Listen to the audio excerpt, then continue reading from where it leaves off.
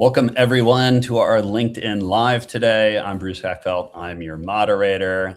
Let me introduce our guests, then we'll get into our topic. First up, I want to introduce Rick McPartland. He is CEO of The Revenue Game. He's a pioneer in applying revenue science to help organizations maximize profitability and optimizing people in low friction revenue contexts. Over the last 35 years, he's supported global firms like Siemens, Philips, Johnson & Johnson, and now works primarily with SMEs and Vistage members. Rick's mission is helping leaders live a revenue culture. We're going to talk more about that during our session today, where smart revenue decisions are made 100% of the time. With that, Rick, welcome to the program. Thank you. I'm glad to be here. Yeah, excited to have you. And next up, I've got Stanton Sipes. He is managing partner at A3 Growth Partners, and he's a purpose-driven strategist. He helps organizations and individuals align their values and vision. He brings a unique lens to organizational change, having been both a CEO and a CGO in companies across several industries that produce sustainable, exponential revenue growth, and has experienced how focusing on personal purpose can be a powerful driver for collective success. With that, Stanton, welcome to the program. Thanks, Bruce. It's great to be a part of this. And Rick, good to see you again. Yeah, it's good to have you both here. I'm Bruce Hackfelt. I'm a strategic leadership coach. I work with companies on scaling and helping them exit. Primarily work with founders around the 50 to 55 to $50 million range. And we're going to talk today about revenue generation and revenue systems. Our title today is Scaling Revenue from Short-Term Transactions to Long-Term Value Systems. I'm excited this because I think a lot of people think about revenue as lead gen. And I think what we all, the three of us here, have been talking about is thinking more systematically about revenue generation, about strategic revenue systems, all the kind of different components that really drive scalable revenue systems, not just lead gen, but how do we generate awareness, generate leads, close deals, develop relationships, onboard, deliver, build client accounts, and how do we create kind of raving fans that are really going to drive revenue long term. So excited to have this conversation, excited to get into the topics. A couple of quick things before we get into our conversation. If you are on LinkedIn and you're watching us live here, you want to leave a comment or a question, go ahead and do that. I'll be watching comments as we go. We'll try to weave in anything that comes up there. If you're watching the replay on LinkedIn, go ahead and leave comments and questions on the LinkedIn page. We'll watch that page over the coming days and weeks and try to get back to people there. So even if you're watching the replay, go ahead and leave comments. If you're on YouTube and you have a comment or question, go over to LinkedIn. I'm not going to be watching them live. We will watch them in the coming days. But jump over to LinkedIn if you want to leave a live comment, because I'll be watching those comments there. So welcome to our audience and excited to have you join us today. Let's get into kind of our first question, or kind of maybe level set this a little bit. I'd love to hear from each of you, just when you think about revenue systems, like what are the key components, or what are you looking for in companies in terms of building real revenue systems strategically in businesses? Rick, why don't we start with you on this one? Yeah, thank you, Bruce. One of the things we learned, we've been doing this since 1989, and we learned that revenue is really organization-wide. Every single solitary human in the company has some role in transferring value to the buyer that they're going to pay for. And if you have people that aren't adding value, you better ask yourself why. But assuming they all do, then the question is, how well do they work together? Uh-huh. And we have a thing we call cross-silo conflict, where, believe it or not, sometimes sales and marketing don't get along, and sometimes finance and marketing don't get along, and you get the idea. And we started measuring 25 years ago a thing called the cost of the chaos to produce revenue. Mm-hmm. And the combination of cross-silo conflict and some other things really create so much chaos that in a B2B company, 20 to 40% of top line is chaos. And so you just, you mentioned 5 to 50 million. If you were a $10 million company and you had that range of chaos, you'd be hand over fist throwing away 2 to 4 million a year. Yeah. And you also talked about exit. If you can imagine starting to recover that 2 to 4 million on a 10-year exit plan, that's worth tens upon tens of millions when you exit. Yeah. Yeah. Stan, I would love to hear kind of your take on that. I know you focus kind of on culture and leadership. When you're looking at organizations, what do you see as being kind of strong cultural characteristics or habits, behaviors that really kind of align around value delivery and sales and building sustainable and scalable sales systems? Yeah, thanks. I've been humbly, fortunate to be a part of several organizations over the years that have scaled rapidly. And a couple of years ago, when we exited a company, sold it, that had grown from, I don't know, 40, 50 million to over 300 over the course of a few years. I had been asked a lot, Bruce, hey, how'd you guys do it? And it was not only in that organization, but other organizations. And so we spent some time doing is going back and looking at exactly what you asked about is what were the cultural competencies? What were the organizational competencies that were similar across all these different industries? And what did they look like in these sustainable, growth companies? And so we came up with something we call the 6 pillars. That include things like what Rick talked about. And that is one of the things that is required is a revenue culture, right? The entire organization united around growth and value delivery. A language that exists internally to make sure that what we've committed to is where we're going, and a decision-making process that enables focus. Value proposition, right? We all think we're differentiated. We all think we're highly differentiated, right? But one of the things that we see a lot of, and even we and some of my, not only my clients, but our organization is you go to the market and you assume pain, need, or want, right? You assume that everybody you're going after is already in that. They already know what they want. They already know where they're going. And so we just need to start right now with differentiation. And what we all need to be reminded of is that value it only matters in the minds of our customer, right? Mm-hmm. It's what is their perception of value. And, do they see us highly differentiated or not, right? As a partner, as a valued partner, which differentiation, could be on the lower scale or higher scale. But if they perceive us as a partner, then, we are differentiated, and we can achieve emotional satisfaction on the part of the customer, which then leads to retention. It leads to referrals. It leads to, that sustainable growth. But anyway, there's a lot. It looks simple on the outside. It's just not a matter of saying we want to do it, but that's it's hard work, but it's been fun. Yeah, I kind of want to double click on this the strategy side of this, because I think that as you mentioned, we have to be differentiated, right? Like we don't want to be in a situation where we're competing on price, right? Like we want to be a differentiated product that can command some kind of premium in terms of pricing and profit. But I always find there's 2 challenges to this. One is figuring it out, kind of what you talked about there is how do we understand the market? How do we really understand our prospects' frame of mind around this? Like how do we position ourselves relative to the prospects' perception of value and their situation and what their needs are? But then there's also this, how do we communicate this in the organization? And kind of to Rick's point, it's like everyone in the organization participates in the sales process. And I find that there's a lot of situations where, this group of people creates this amazing strategy, and it's, based on all this data and customer insights and everything, and they create this differentiated model.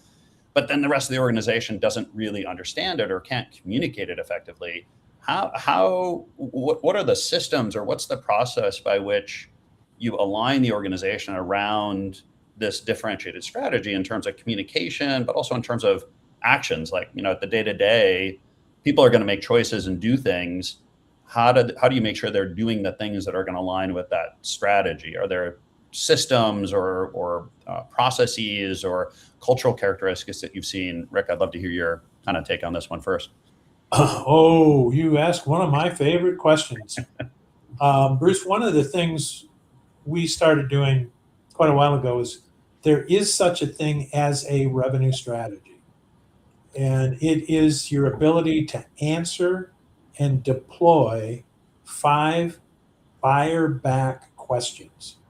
Okay. And if you can answer those questions in a deployable way, those should feed your corporate strategy. Too often people go do a corporate strategy and they create a revenue goal or a revenue dream or a revenue wish, and then they start assigning budget and headcount, and they have no idea what it's going to take to actually create and deliver and deploy and successfully install whatever it is you're selling. Yeah. And they just are shocked when it doesn't work. Yeah.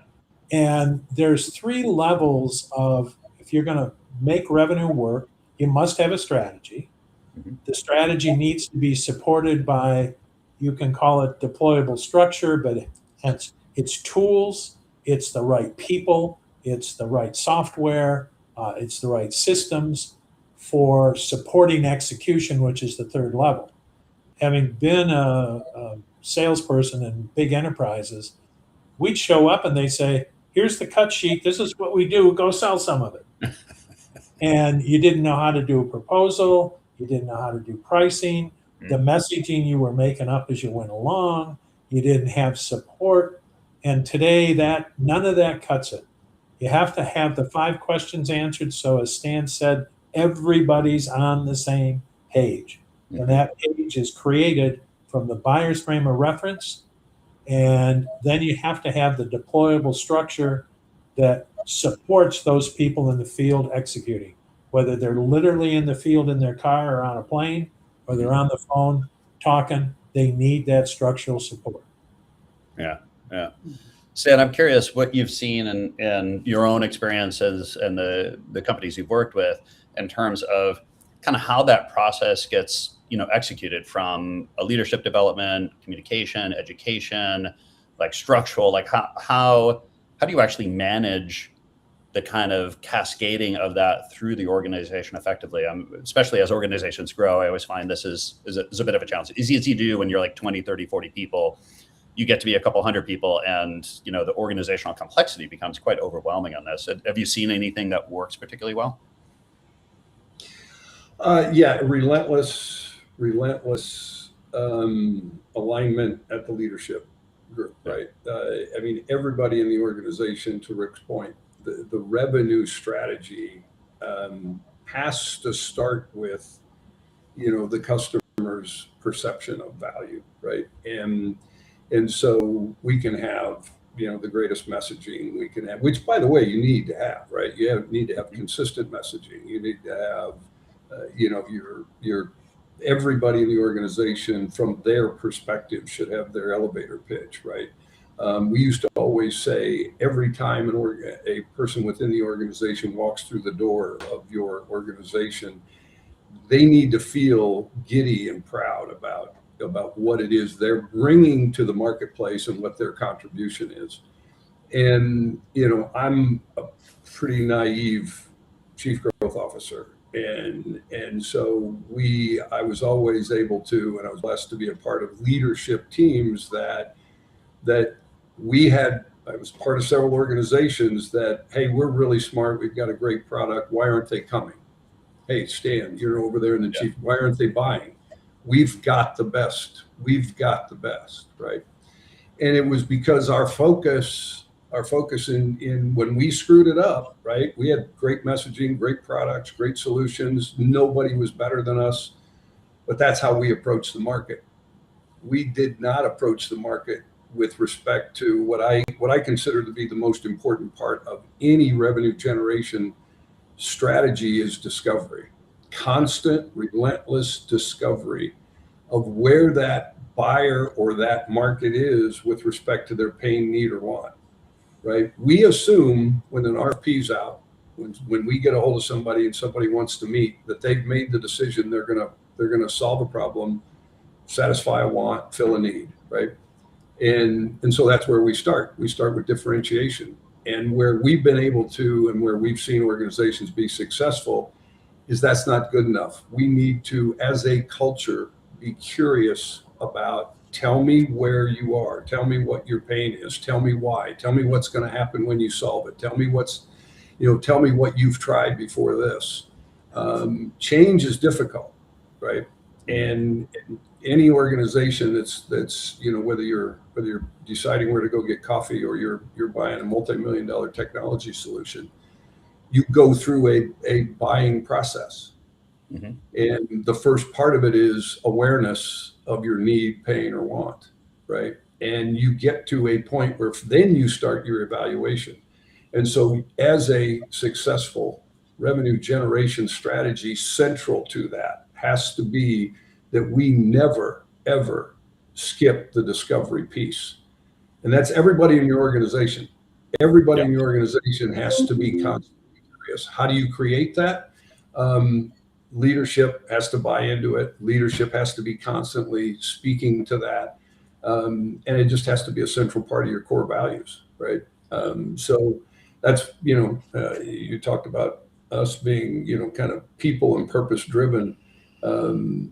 Is it 100% achievable? Everybody in the organization thinking in that way? No, but boy, I tell you what, the desire to be that way is what you have to do as a leadership team. Yeah. Rick knows better than any of us that wanting to grow, everybody's going to raise their hand. But how to do it, and the commitment to do it, it requires a cultural transformation. So it can happen, but leadership has to be on board all the time. And to Rick's point, there has to be a methodology and a system by which you're constantly revisiting, do we really understand our customer, right? And then, the differentiation becomes easy if you discover correctly. Yeah. I wanted to kind of talk a little bit about the system itself and kind of what's in there and how do you balance it. I always find that earlier stage companies, are often driven by, kind of lone wolf salespeople, right? Like these kind of rainmakers that are out there and they just, generate these leads and pass them off and they close deals and everything. But as the company starts to grow, it becomes difficult to scale that, right? It's hard to find more rainmakers as you get them. They're all a little different. Now you've got consistency problems. How do you kind of balance the, finding highly capable salespeople that can kind of figure it out on their own with standardizing sales processes as you grow? And, I always find there's a little bit of a balance between not being overly bureaucratic and kind of process driven, but also, creating standards and scalable systems around this. Like what's the, I guess, breakpoints or what are the things that you use to kind of, I don't want robots reading scripts necessarily all the time, but I need to have some kind of consistency. I guess, Rick, tell me a little bit about how do you balance this, consistency versus, making sure that people have flexibility to sell.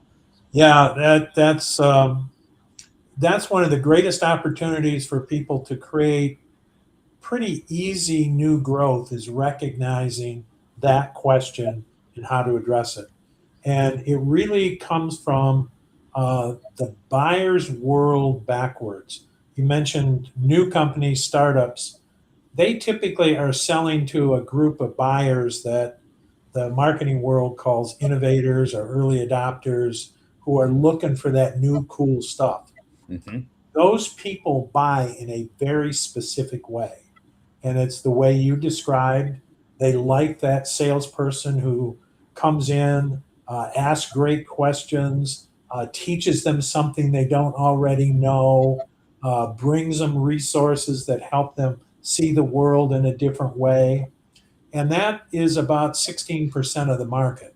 Now, once the new startup starts to saturate that part of the market and they want to scale, now they got to move into a different group of buyers who buy in a different way and need to be managed differently, priced differently, serviced differently. And one of the mistakes startups make is they hire their best friend as head of sales week one, and they say, "You're going to be with me forever, and you're going to have a piece of the company, and it's going to be wonderful." And then they get to that second stage in the market where it's no longer early adopters, and they all of a sudden realize their best friend doesn't fit anymore. Yeah. And that they need to have a more professionally managed, backed up with a lot of marketing, by the way, and they're into a new transition. And so the advice I would give is, first, as a startup, recognize your early selling is unique. You're never going to have the need for that model again. And so, I ran a company for a while where we put in that group of startup salespeople, and we contracted in such a way, we'll be here 2 years and we're getting the heck out of here. You're going to pay us a lot of money, but it's cheaper than anything else you can do, and you will be successful. And then you can replace us with that second group that is a professionally managed, driven by marketing support. They're systemic in their approach. They have a more standard method, offer, speak to the world. And you have to recognize they're different, and you can't have one size fits all. Yeah. Yeah, Stan, how have you seen this kind of evolution of sales strategy, sales process, kind of balancing the, hey, we need to be scrappy and agile in the beginning, but at some point we need to kind of put standards and process and structure in place? Yeah, I love what Rick talked about. We've seen exactly that, because in that early stage, you can be a transactional salesperson, right, and succeed because your buyer is leaning in already, right? And you don't have to have that skill set of discovery, and you don't have to be relentlessly disciplined to make sure that's how you approach, the market and your prospect, your customer, right? And so I've experienced that myself, where early on, transactional guys did it because we had the market, we had the people, we were differentiated. The buyer was leaning in before we even got there, and you close deals. But then the transition from being a startup and, hey, we're the little engine that can, to, hey, now we're different. Now we get to choose who we go sell. It takes a completely different person, and a different personality, different structure, different disciplines. And so you have to be aware when that transition is taking place. You have to, I basically call it your resource strategy. That you've got to have a strategy in place that says, when we get to this point, here's what we're going to need. It could be capital, it could be people, it could be talent, but you've got to be focused on that. Otherwise, you may get over your skis, or you may hit a wall. You never know. And so we call that the resource strategy, that is in parallel with your revenue generation strategy, that says, okay, if we hit these milestones, here's the changes we're going to need to be making. And transitioning, Rick described the process. I won't repeat it, but he's exactly right. That you just have to recognize it. Now, if you're already there, you're already moving, and you're stuck, you've hit a wall, then you're not doing something right. And what you're not doing is you're not resonating with your marketplace. Why? Because you don't know them. They don't perceive you're adding value. And so the transactional world, eventually you're going to hit a wall, and you're going to have to be satisfied with 2, 3, 4, 5% growth, unless you're willing to change. Right. So I don't know if that makes sense, but. Yeah, no, it's great. And Stan, I want to actually keep going with you on this one, is this focus on marketing. I think this is a really key point. I think a lot of companies miss this, is at some point, marketing really becomes the linchpin to revenue generation, meaning you have to have a system for being able to market, generate awareness, turn that awareness into intent, and kind of, I'm going to call it marketing qualified leads, right? Some kind of lead, some kind of indicator, some kind of people reaching out to you that you can then put into a sales process. I'm curious now, like, where do you see, when does that inflection point occur, or what are the indicators that you're at that inflection point? And maybe even like, how do you define kind of marketing? Because I think a lot of people kind of struggle, or a lot of people have different definitions of what is marketing versus what is sales, and what is marketing's job. I'd love to get your kind of take on that. I think done right, marketing prepares the buyer market for what they can expect, if they're, if they are to be communicating with or connecting with us as an organization. And so, yeah, I think marketing sales are absolutely parallel. It's, to Rick's point, marketing's easy in the early stages, and you've got to make that transition at some point, right? Because marketing should also help you filter who that ideal buyer is. If marketing's doing its job, and you are a value creation company, you do not want to be engaged in transactional. You've got to put discipline in place where here's the bright shiny ball over here. It's a $20 million deal, but it's an RFP process that is mature. It's already underway. You've got to have the discipline. Your marketing discovered it. Hey, here's a big RFP. Let's go after it. Well, every resource you're putting into that is not going after your ideal buyer. I think, and Rick would probably echo this, that one of the biggest problems value creation organizations have in the transition is moving away from that chase. And marketing can help. If marketing really truly understands, and you're working together as a team, and you're saying, okay, how do we make sure that who comes to us in our funnel, I call it the bottom of the funnel because the customer's at the top, but whoever comes into the bottom of the funnel is who we want to have come into the bottom of the funnel. So who are those going to be? They're going to be, they're going to be referrals, right? Mm-hmm.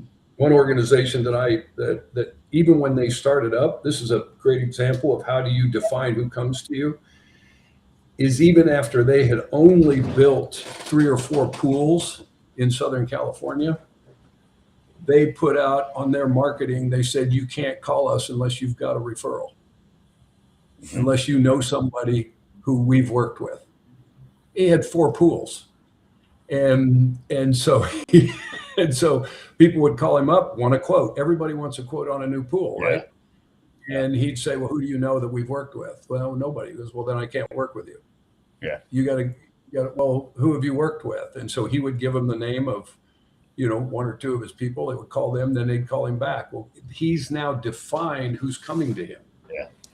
And so I thought it was one of the greatest things, and that can be done, right? You can do that with your marketing. So I love working with smart marketing people that aren't just in love with SEO and just that they're really about filtering. So Rick, let's hear your take on this one. Marketing, definition of marketing. What is marketing's job? Well, first, today the definition of marketing and sales is absolutely combining. There's lots of products today that get sold because marketing puts them into some systemic approach, and often sales isn't a human. Sales is an Amazon process or an Uber process or some other. And so today, marketing is, they're the one piece of our process that starts with, I never met the customer before, they never met us, and goes all the way till the installation is complete and you've asked for the referral to the friends and neighbors and the 5-star rating. And so marketing today has better be strategic about revenue. And we suggest people manage that whole process based on measuring the flow, the value of what we sold, the volume of how many it took, and the velocity of how fast they went through the process. Mm-hmm. And marketing's the one that controls most of those taps for how many, how fast, and how much value they're willing to pay us for on the other side.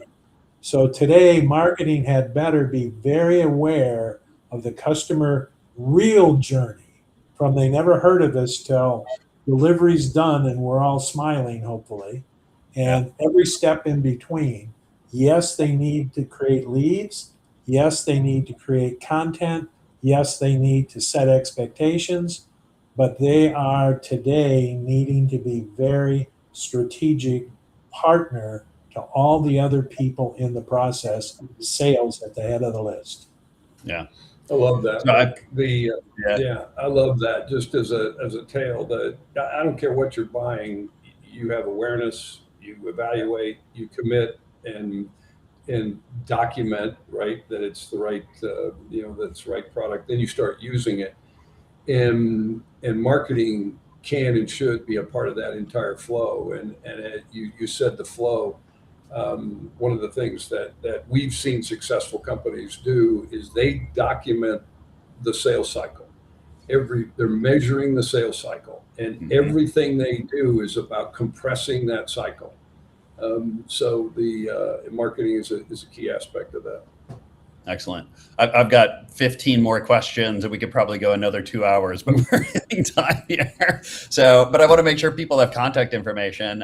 Rick, if people want to find out more about you and the work that you're doing, what's the best way to get a hold of you? Best way is The Revenue Game, 3 words, The Revenue Game, all as one.com.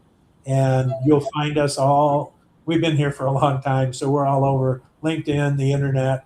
And if you just remember my name or therevenuegame.com, you'll find us. Excellent. Perfect. And Stan, if people want to get a hold of you, find out more about what you're doing, what's the best way to get a hold of you? LinkedIn's easy. So LinkedIn is a great way to connect with me and my organization. A3growthpartners.org is the website. And then, like I said, my email address is easy, stansipes@gmail.com. So any of those will get you to me, and we'd love to have a chat. Awesome. And if people want to get a hold of me, just bruce@eckfeldt.com is my email. Eckfeldt.com is my website, and obviously LinkedIn as well. Rick, Stan, appreciate your time today. This has been a great conversation.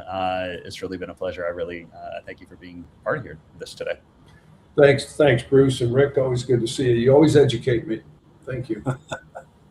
Thank you. And yeah, to all of our listeners, again, if you're watching the replay, go ahead and leave comments and questions on the LinkedIn page. We'll follow those for a while, and we'll get back to folks. And feel free to reach out to any of us if you want more information. Really appreciate everyone joining, and look forward to seeing everyone on the next LinkedIn Live. So again, Rick, Stan, thank you so much for being part of today.